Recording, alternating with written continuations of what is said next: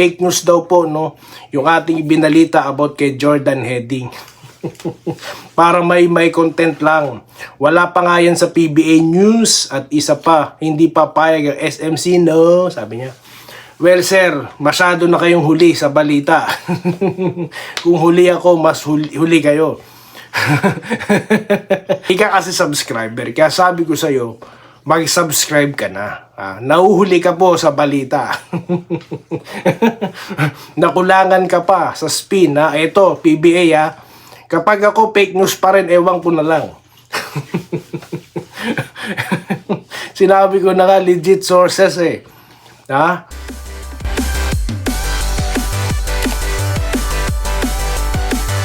Ayan guys, welcome back. Meron tayong mga updates. Okay guys, welcome back dito sa Denrick Antoy TV Sports, no. Ang pag-uusapan po natin ay mga malaganyang mga vloggers, no, at mga fake news vloggers. Ayan po ang ating topic ngayon para pabulaanan natin, no, yung mga peking impormasyon na ikinakalat nila ngayon dyan sa YouTube. Okay? So pakialamero talaga ako. Ganun talaga, no? At ganun din po, no, pa-shoutout, mabilis ang shoutout. Okay? So yan po, bago po yan, ang dami pong views ng mga fake news vloggers. Ano po bang gagawin nyo? Manonood na lang po ba kayo sa akin habang binabakbakan ko yung mga fake news na yan? Mag-subscribe na kayo. Ngayon din pumindot na kayo, no? Okay? Para po mas marami tayong views kesa sa kanila. Okay po ba tayo dyan? O, sige na po. Puwersahan po to, Punggong! Barinig kita sa mukha Okay. So, yun lang po, no? Kaya ako hype na naman, no? High na naman ako dahil nakabasa na naman ako ng mga fake news, no? Pero minasa ko lang yung mga thumbnail nila, okay? So, hindi ko ito pinapanood dahil unang-una sayang ang oras ko. Pangalawa, I will contribute sa kanilang mga ginagawang paghahasik, no? Hindi totoo yan. Bola lang yan. Ng mga ka-fake newsan, no? Anong mga fake news yan, no? Ano pa? Justin Brownlee daw pinalitan na ni Kwame, no? So kaya nga po naglalabas tayo ng mga update diyan, na si Kwame po kasama sa 15-man lineup ng Gilas, no? Ayan na, minaplash na natin dito. Pero hindi po nangangahulugan, no, na pinalitan niya na entirely si Justin, no. He can be used as option, no, for Coach Tim Cone, no, para ma-arrest, no, itong si Justin Brownlee sa isa sa kanilang dalawang laban. Ayan, yan po ang dahilan diyan, okay? Hindi siya tapos sinasabi pa ng iba tinanggal daw sa Hinebra. Hindi, no. Yan po, ang dami kong content kasi sabi ko sa inyo, i-share nyo na rin to.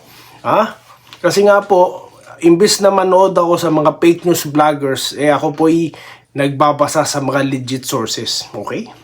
Yan po yun. Ano pa ang susunod na fake news? Troy Rosario daw. Nasa Hinebra na daw. Isa pang fake news, inagaw daw. Sa Hinebra, nasa San Miguel na daw. Fake news na naman yan, no? Hindi po totoo yan. Sunod na fake news, ito raw pong si Kenneth Farid, no? Yung the beast sa NBA, nasa San Miguel na daw. Hindi rin po totoo yan. Okay? So, hindi pa po, no? Baka exagerado, no? Na-excite si vlogger, sinabi na nasa San Miguel na daw. Okay, so, ano na naman yan? Marami na namang manonood yan, no? Tiba-tiba na naman. Sabi siguro ng mga fake news vlogger, palibasa sa'yo, walang nanonood, kaya naiinggit ka sa amin. Tapos, ano pa po ba? Ang fake news na kumakalat, no? Ito raw pong na-trade na rin daw sa San Miguel. Si CJ Perez daw. So wala rin pong katotohanan yan. Nasa Hinebra na daw si CJ Perez. Grabe po, kalalakas talaga magsipag fake news. Ano po? Okay, so yan po ang ilan sa mga fake news alert, So, sabi ko noon, i-expose ko sa inyo kung bakit po talamak ang fake news. Kasi po, malakas. No, malakas po ang kitaan dyan. Kaya wag po kayo magtaka. At talaga pong talamakan na po, no? Okay? So, shoutout na po tayo, mabilisan pong shoutout, no? Sabi po ni Romeo Miones, no, daming fake news makakuha lang ng views. Ayan, sinabi ko na nga sa inyo.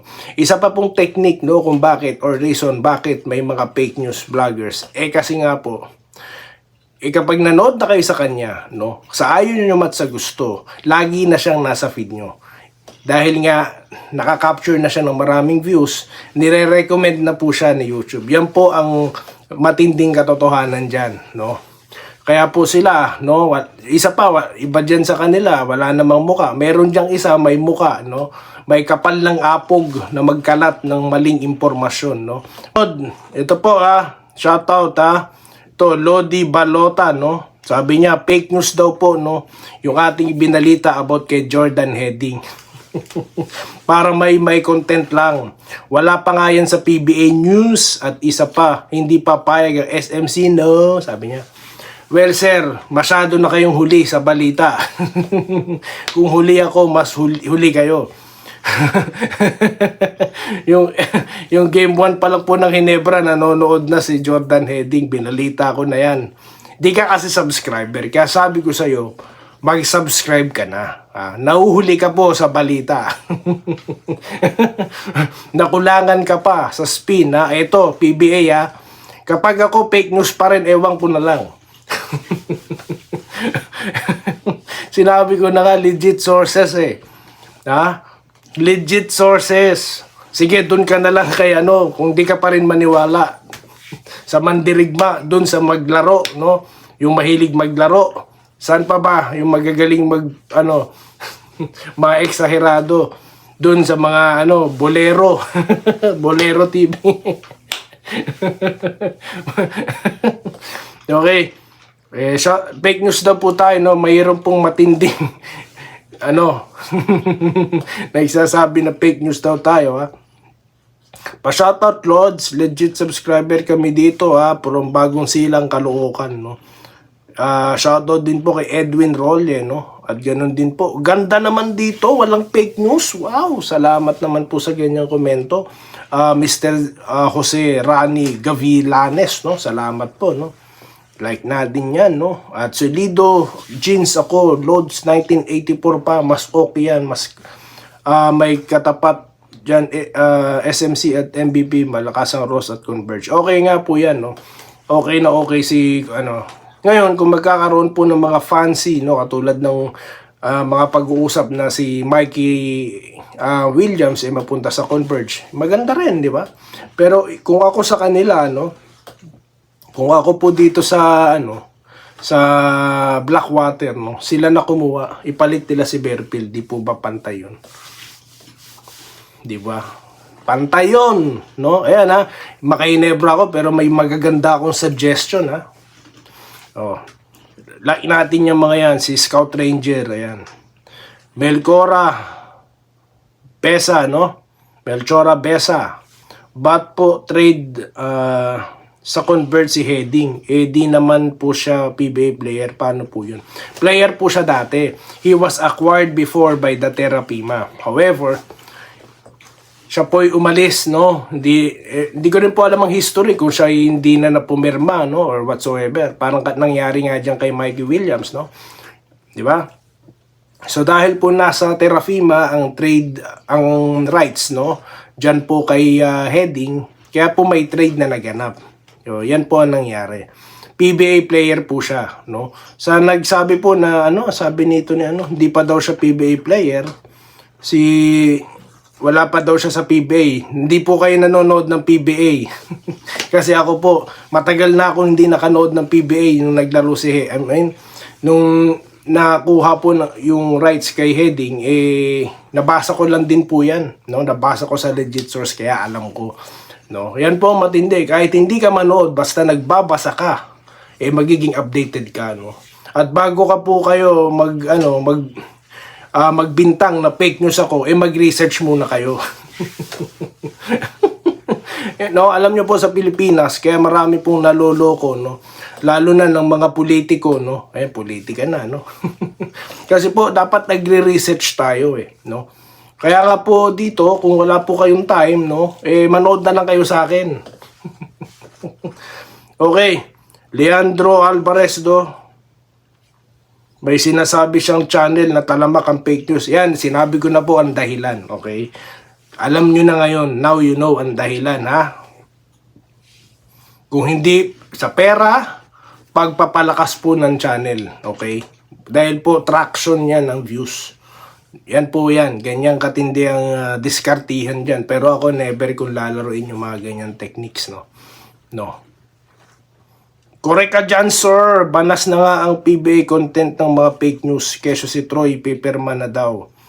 So, yan po. Yun. Bago lang yan. Yung, yung mahilig maglaro ng fake news dyan, ha. Yun, napanood ko din yun. Hindi ko siya pala napanood. Nabasa ko lang yung, kasi wala akong time manood ng mga ganyang klase ng thumbnail, okay? Good PM, sir. Irene Quiles, no? Watching always to your channels. Shout out legit from Pampanga. Kamusta po kayo sa Pampanga, ma'am? Kamusta po ang bagyong dumating? Ano po? Mag-iingat po kayong lahat dyan, no? Mga kababayan kong Pinoy, of course. Richard Mogera, no? Si Boss Ramon ang po kasi hindi masyado confirm po ba to? No? Pero parang seldom ko nga makita si Boss Ramon ang, no? Dati kasi 'di ba yung magkakapatid na kuwang ko lagi parang nandyan no, sila Danding, sila Henry, no. So si Boss Ramon, no, parang seldom ko makita sa mga laro, no. Anyways, pinagpapatuloy naman niya po, no, na talagang gumagasta sila. Yun ang mahalaga diyan. Nagpapatuloy po silang gumagasta ng pera, no, para kumuha ng malalakas na player, okay? So, kaya nga po, okay na okay ako sa ginagawa nila, no? Yung iba lang kasi inggit, no? Kasi nga, gumasta rin kayo, no? Hindi yung, kung magkano lang ang i-offer nyo, no? Sabi nga ng Moto Club, di ba? Meron nga daw dyan, 30 mil. Pinapasahod ng 30 mil, no? Ang kapal ng mukha ng team na yun, no? Di na lang nagtayo ng team sa barangay, no? Natuwa pa siguro ang barangay doon, no? Kesa ganyan, or mag-support na lang, no, magpatahin na lang na uniform sa mga inter-barangay games, yung team na yan. Grabing tigas naman nun. 30,000. Yun yata gusto ng mga Yan po kasi yung mga fake news ang sumisira, no. Kaya po may mga negative impressions, no, about sa liga dahil po sa ikinakalat ng mga vlogger na to na wala namang pong solidong basihan, no. Kaya tayo rumarat-rat dito, no. So, yun lamang po guys yung ating napag-usapan, no? At muli, tayo po yung magkikita-kita sa mga susunod na video content dito lamang sa Doy TV Sports at Denria YouTube channel. Muli, maraming salamat po sa inyong panonood. Salamat po sa panonood. Subscribe na para sa mga susunod na basketball at boxing videos.